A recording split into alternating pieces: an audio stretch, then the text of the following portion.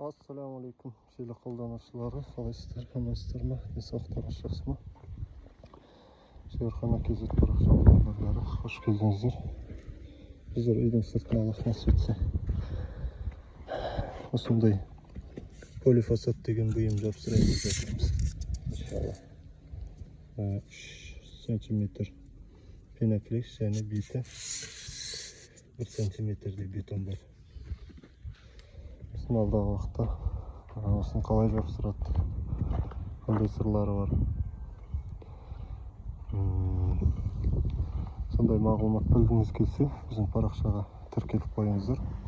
Алдағы уақытта осы үйдің шипердің бойларын әпшекілеу жұмыстары бар, терезелердің откостарын балшықтаймыз иншалла. Сондай шаруалардың негіздерін көріп біліп отырамыз десеңіздер, тіркеліп кетіңіздер. Және осы полифосфат жапсыру бойынша қандай бір мән беру керек болған жерлері болатын болса, пікірге жазып кетіңіздер. Полифосфат үйге қаптау жұмыстарын жасамастан бұрын үйдің өзінде жасалу керек болған жұмыстар бар. Алдымен терезелердің жақтауларын балшықтау жұмыстары бар. Тағы да осындай жарық шамдар үшін тоқ шығарып кететін болсаңыздар, ол да сол полифосфаттың астынан қалған жақсы болады. Сондықтан олардың тоқтарын өткізіп жібергендеріңіз жақсы. Және де біздің кезекте осы жерге бұйырса алдағы уақытта сарай түседі, кішігірім. Сол сарайға да негізгі келіп жатқан тоқтан сол полифосфаттың астымен шығарып жібереміз. Тағы да айта кететіні, полифосфат дәл осы тастардың дәл осы күйіне жабыспайды, яғни біз тастардың арасына балшық толтырып шығамыз. Балшық толтырып аламыз алдымен. Сол толтырылған балшықтың бетіне жабысатын ондай қуыстар қалмау керек, жағдай барынша. Және де не үшін тасқа шкатулка істелмей жасалып жатыр деген сұрақ болатын болса, полифосфат жалпы пеноклей және де кафель клей арқылы жабысады. Ол пеноклей, кафель клейлер жалпы осындай ракушкаларды жақсы көреді, яғни осыларға әбден сіңуі арқылы, яғни балшық осындай ракушкаларға отырса мықты бекітіледі деген. Әрі екі шығын жоқ, яғни мен шкатулка істейтін болсам тағы бір шығын шығатын.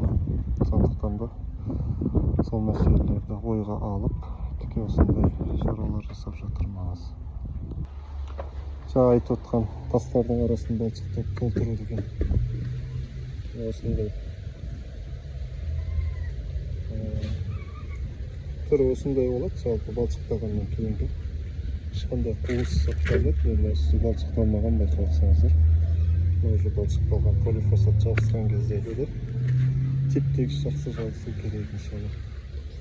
Тоқтартып жіберу керек деп отқанымыз мынандай ғой, мен мына жерден тоқтар түседі ғой. Сол тоқты осы тастардың арасымен кришаға шығарып жіберсек, кришаға рулон болып тастап кетеміз ғой артықша. Сол кришадан басқа бағыттарға ала береміз иншалла. Осындай әзірге осы шаруалар жасалып бұйырса, алдағы уақытта салып отырамын иншалла. Біздің келесі тақырып полифосфаттарды қалай таңдауымыз керек.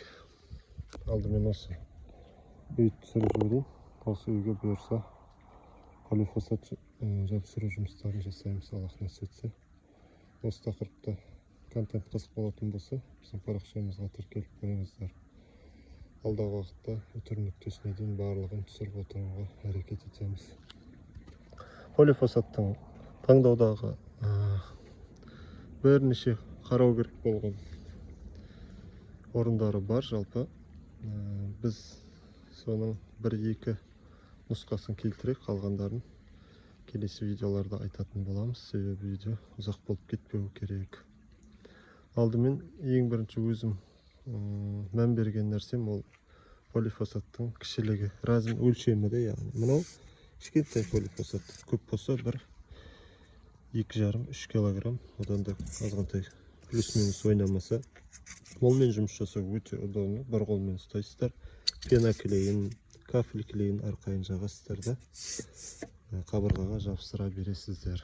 Ұстап аудару өте оңай. 50-50 деген бұл біздің бетонның тұстарына жапсыру үшін алғанбыз. Жалпы бұл 7 килограммға дейін болады ау деймін, қателеспесем. Бұл жоғарыға бөліктеріне келген кезде көтеріп, оны жапсырып, кішкене қолайсыздықтар туындауы мүмкін. Екінші мән берген нәрсем, ютубта қолыңнан келеді деген арна бар. Яғни осы полифосфаттарды жапсырумен айналысады және оны контент қылып видеоға түсіреді екен. Сол көбіне осындай полифосфаттармен жұмыс жасайды екен. Басынан осыны жапсыру қолға алғаннан кейін ютуб ақтарып қарап, осындай жапсырып атқандарын көрген кезде, именно осы полифосфаттарды жапсыруды оңай көріп қалдым өзім. Қарапайым тәсілмен жапсырып қойып жатыр. Осы қалған артықшылықтарым бұйырса алдағы уақыттарда рилстерде салып отыратын боламын.